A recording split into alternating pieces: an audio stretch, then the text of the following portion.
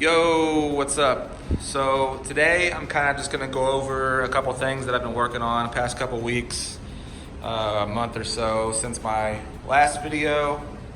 Um, as you can kind of see, I'm testing out the tint on the front headlights. Just kind of see how that looks and works with what I've got going on. On the rear, you can kind of see this duckbill that I've installed. It's something I haven't seen before. This one goes up a little higher than the Rocket Bunny style, and that's what I wanted. I didn't want it to like lay back as far, so I kind of just used your basic OEM holes and 2 screws underneath, and then 3M duct tape the rest of the way around. Put my visor back on the top. Door handles are wrapped with a white pearl gloss vinyl. It matches pretty good, especially when the sun hits it. Got the carbon fiber vent for the front bumper. I don't know if I've shown the LED pods and stuff before. So when my parking lights come on, the LED reflectors come on, and then the pod lights come on. So basically, when they're turned off, they're kind of stealth, hidden behind the grill area. So I kind of liked that look. Moving on to the interior. I know I had a video about the LRB Speed door panels and how to install those. It's not too hard. Got the Brahms seats, new floor mats, and NRG short hub and steering wheel, no quick release. So the thing about that is with the horn, and since I have cruise control, basically just used the OEM plug that goes into the short hub area. It came with like an aftermarket plug for your horn, but since I have cruise control and I'm keeping that, because if you don't, it throws an error code. You plug your horn up like normal, but with the quick release, it comes with something called a spacer ring with a ground piece on it to plug the other end. So what I did was, on the other end of the horn wire, for the ground, I connected one of those like loop end pieces to the wire and crimped it. And then I think it's one of these bolts. I just slid it in the bolt and tightened it down up against the short hub and the steering wheel. So that acts as the ground, and power is hooked up like normal. So that was one thing. I made sure that worked.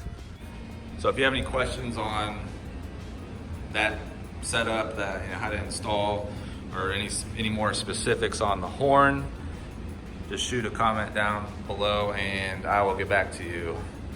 The next thing that I'm going to show you is the ADD W1, or you want to call the ADD W1. In the cluster here, and the gauges over to the right, they are gauge overlays.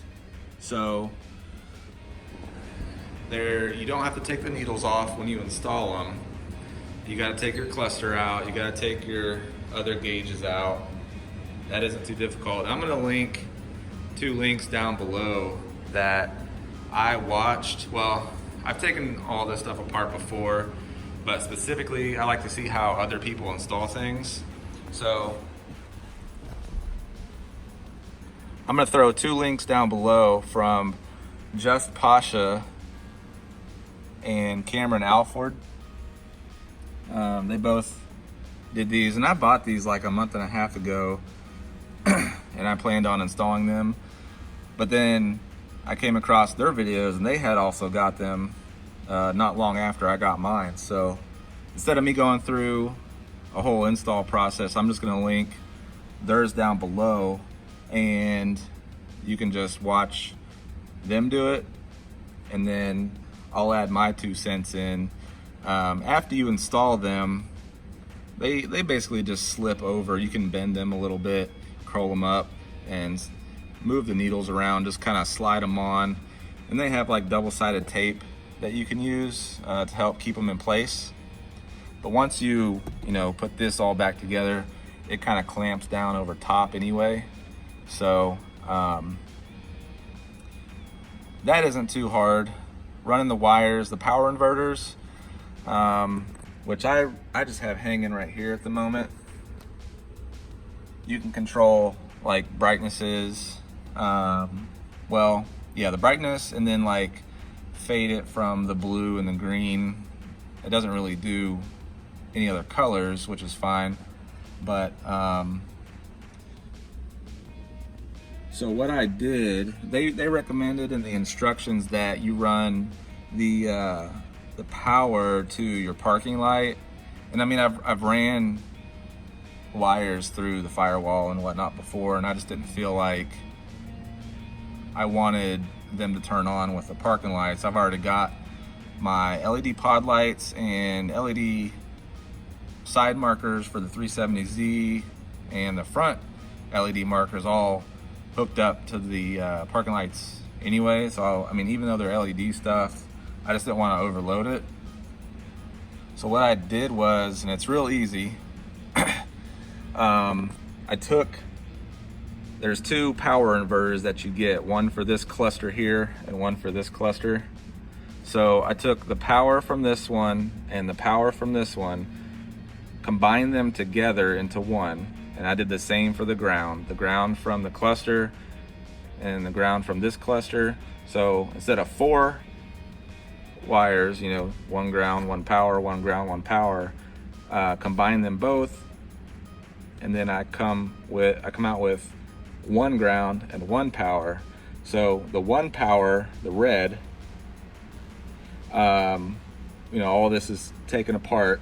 So take the red, and this is only if you want these to power on with ignition. Other people have ran the add a fuse, if you want to do that to your fuse box. This is just another easy way. So take the red power, and I used a tap splice. Just use the tap splice into the power for your stereo. So that's real easy. Slide it in the tap splice, crimp it down, so that gives you power. Take the ground, and when you have this taken off, there's 4 bolts here that kind of holds the shifter plate down. Loosen up this bolt just a little bit, and like I said, I just used one of those like U shaped pieces that you can crimp on the end of the wire for the ground. So that goes to the chassis. Ground, power to the red on the stereo. So then you put your key in, and then it'll turn on with ignition. So the other part to that though, that I'm gonna do in the future, is add a switch on the power wire. So then I'll mount that like over here somewhere, so I can not only turn it on with ignition, but I can just leave it turned off at the same time. So I'm gonna show you what that looks like here. All right, so I'm gonna put the key in the ignition. So I just turn it forward. There's what the gauges look like. Then I'll show you here what, here's kind of the dimmer for that cluster. You can make it as bright as you want. Same thing on the other side. And then you've got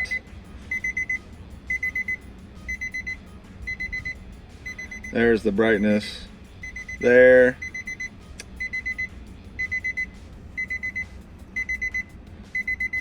And it's hard to really tell on the camera, but there is kind of like a and it is really hard to see on camera. It's a different kind of blue This is more of a deeper blue. I'm not even sure what this one's on over here. Yeah, there's the brighter blue, so they match better.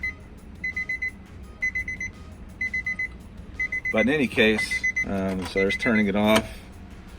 So on with ignition, off with ignition. And if you have cruise control, this is just double-sided tape right now. I plan to route it through the console here and install in this little cubby. I've read that taking these out fits pretty perfect in here. So one day soon I'm gonna do that. If you want these gauges though, I'm gonna put a link down below as well for those, for their website. I paid about $115 for the set. So that's a pretty good deal. I've only seen a couple YouTubers do that so far. And I ran across these a couple months ago online and kind of just slept on them for a little bit until I finally pulled the trigger. But yeah, they're nice. They kind of add, you know, they kind of add a little flavor to the interior, because that old orange and black on the gauge is kind of old.